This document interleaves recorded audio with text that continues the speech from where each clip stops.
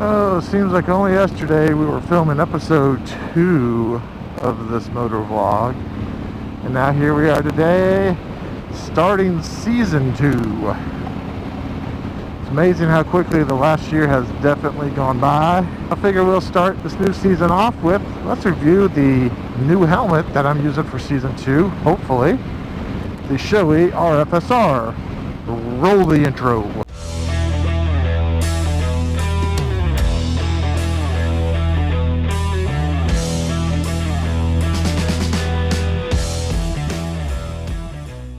Well, welcome back to the channel. We're at season 2, everybody. Hope you had a good time off all week. I do want to start off by thanking everyone for visiting my channel, and if you have any other questions about who I am or what I do, feel free to hit me up. So I figured today we'd start the channel with the most newest thing that you guys have probably seen a couple times in the last video. That's the new Shoei RF-SR helmet. I say it was new, but it's new to me. I purchased it from an older lady down in Arkansas who never used it. Nothing like getting a $399 helmet for about 200 bucks shipped. I then added the visor, which we'll go into more detail here shortly. So let's go ahead and get into the price. The price is standard retail on the RF-SR is $399. And this is Shoei's entry line when it comes to their helmets. Now, some people might be thinking $400, that's awfully expensive for an entry line helmet. Yeah, make a lot of money. But when you run Shoei, you kind of get used to paying for quality. I can't foresee myself buying another brand in any time in the near future just because they have treated me so well. Now, they haven't personally treated me well. I've had to shell out my own money for it, don't get me wrong. So the first thing we can talk about on this helmet is the overall design.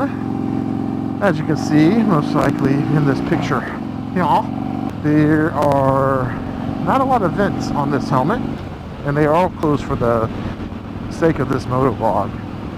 And also for the sake of this moto vlog, you'll notice I took the front fairing off of the bike as well. I wanted this to be as unbiased a review as possible. I wanted to give it a full, honest review. So as you can see, we have the one vent in the bottom in the chin, 2 vents up high.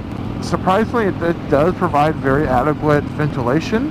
Now, granted, I've only used it here in the wintertime a few times, but I've actually been running with it shut because it's been so cold. But sometimes glasses fog up, what have you. I've had to open the vents, and it does recirculate air really well. Then if you turn to the back side, you'll see it's got 2 exhaust vent ports out the back to get all that hot air off your skull. Oh, this looks dangerous. This looks real dangerous for a motorcyclist. Let's just slow or roll a little bit. Hug this line, because that's blind as all get out. Alright. Not a good place to park, buddy. Talk about the vents. Now, the rest of the shape of the helmet. Now, this helmet is going to be designed more for your rider in a upright position. So this is going to be your cruiser, like typical Harley Davidson, or it's going to be a perfect helmet for people on adventure bikes who ride more in that upright, or look at me position. The wind, I can just tell, it just goes whoosh right over the head. From what I can tell, this is really a very comfortable helmet. I'm not getting any shake from side to side. I normally run an extra large with most of my helmets. This is an extra large. Fit is good. My next point that I'd like to discuss with this helmet is the visor itself.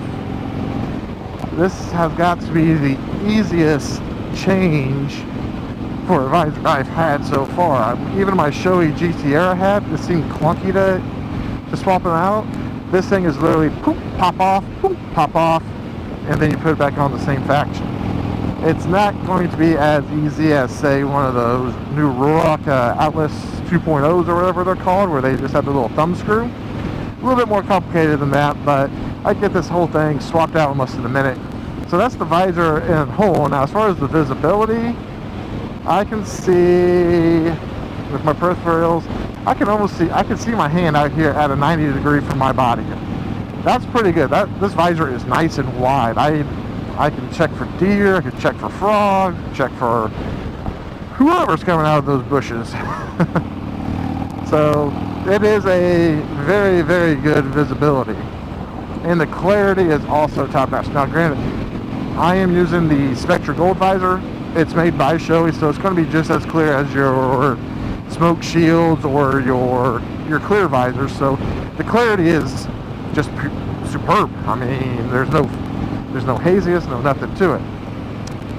As far as the fogging, well, that's where the pin lock will come into play.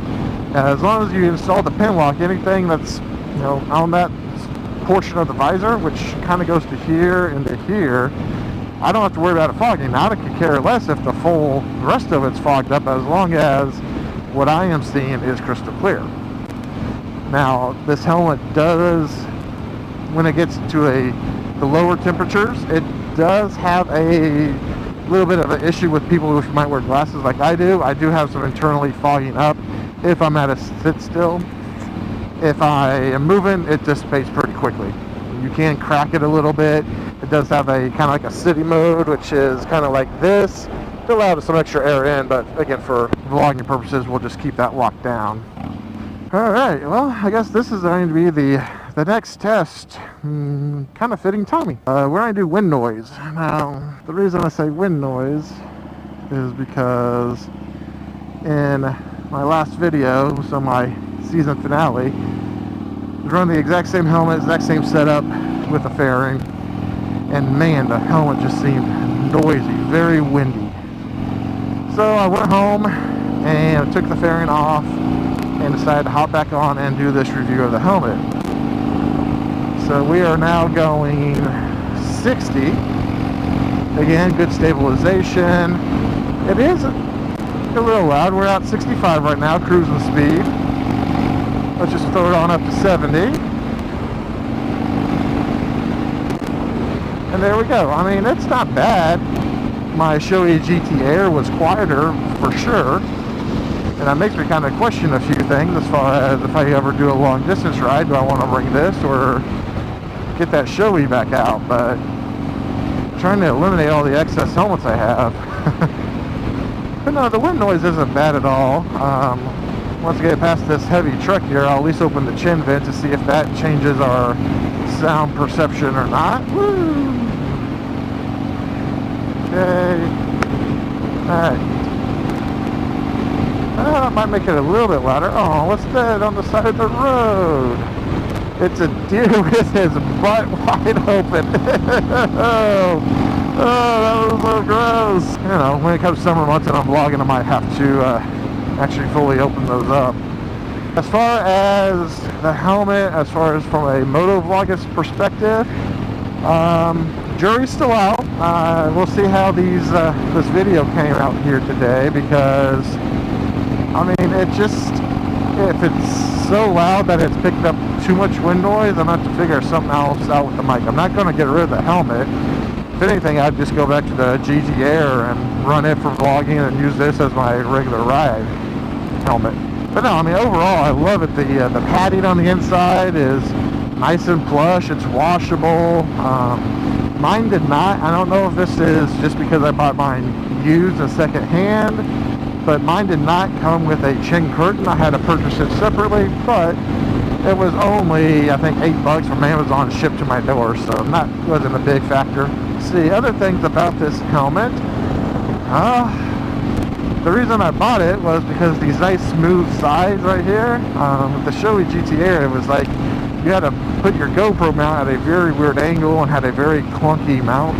As you can see, this system here is much nicer setup. So I took that fairing off and I'm cruising here at 65. Now granted, my wind isn't very high today. Guys, I think I might be about done with fairings. I have some pressure on my chest and everything, but man, it doesn't feel bad at all going 65. I could go for a long time like this. Oh, so that kind of brings it back to the wind noise though, and fairings while we're on the subject, and I got you for another couple minutes. When I was coming home, the helmet seemed very loud, like louder than I thought it should. And I can honestly say, guys, it was because of the fairing. The fairing must have been blowing air up, and just, you know, a turbulent force of air hit my face, causing for some excessive wind noise. So on this ride out here today, without the fairing on it, it's still again, louder than a GTR, but it's not bad. It's much quieter. I can actually hear myself think. I can hear myself talk. So I don't know. I mean, what do you guys think? Fairing on, fairing off, fairing on, fairing off. I do like the fact that it is quick detach.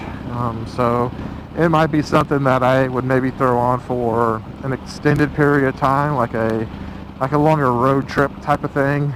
But I think for most of my around town riding, I'm ready for this look, except for, you know, the cord jankiness.